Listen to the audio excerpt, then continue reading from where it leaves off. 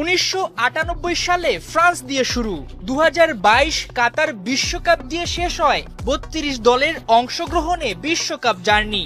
2026 সালে যা বেড়ে হচ্ছে 48 দলে, আর এক লাফে তার পরের বিশ্বকাপ 2030-এ যা বেড়ে হতে পারে 64 দল। এমনটাই উঠে এসেছে ফিফার বৈঠকে, আর এ নিয়ে শুরু হয়ে গেছে জটিলতা।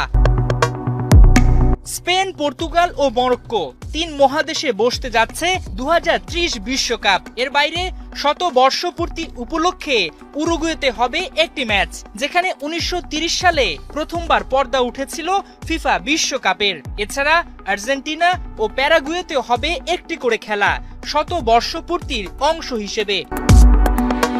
এসবই পুরনো খবর। নতুন খবর, বাড়তে পারে অংশগ্রহণকারী দলের সংখ্যা। বুধবার ফিফার বৈঠকে দলের সংখ্যা বাড়ানোর পক্ষে প্রস্তাব দেন উরুগুয়ের ফিফা কাউন্সিল সদস্য ইগানাসিও আলানসো। 48 থেকে 64 করার পক্ষে মত দেন এই কাউন্সিল সদস্য। জানিয়ে শঙ্কার কথা জানান ফুটবল সংশ্লিষ্ট বেশ কয়েকজন সিনিয়র। যদিও ফিফার প্রেসিডেন্ট গিয়ান্নি ইনফান্তিনো নাকি এই প্রস্তাব বিবেচনা করে দেখার কথা বলেছেন। এমনটাও শোনা যাচ্ছে ফিফার প্রেসিডেন্ট নাকি আগে থেকে জানতেন ইগানাসিও আলানসো 64 দলের প্রস্তাব দিবেন। অবশ্য প্রস্তাবে যে প্রেসিডেন্ট রাজি হয়ে গেছেন ব্যাপারটা কিন্তু তা নয়। এ নিয়ে যাচাই বাছাই করা হবে, কারণ 64 দলের বিশ্বকাপ আয়োজন যে বড় চ্যালেঞ্জের বিষয়। এমনিতেই তিন দেশ স্পেন, পর্তুগাল ও মরক্কোতে বিশ্বকাপের আয়োজন নিয়ে রয়েছে সমালোচনা।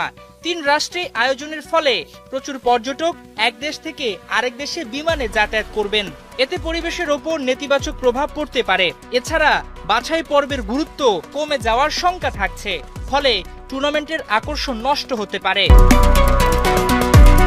সবচেয়ে বড় চ্যালেঞ্জ হতে পারে সম্প্রচারকারী প্রতিষ্ঠানগুলোর জন্য। এত দলের ম্যাচ কাভারেজ দেয়া খুবই কঠিন হবে, আর দর্শকরা মুখ ফিরিয়ে নিতে পারেন। এতে হিতের বিপরীত হওয়ার সম্ভাবনা রয়েছে, আর অনেকে তো 64 দলের আয়োজনকে পাগলামি বলে মন্তব্য করছেন। এখন দেখার বিষয় ফিফা শেষ পর্যন্ত এ নিয়ে কি সিদ্ধান্ত দেয়।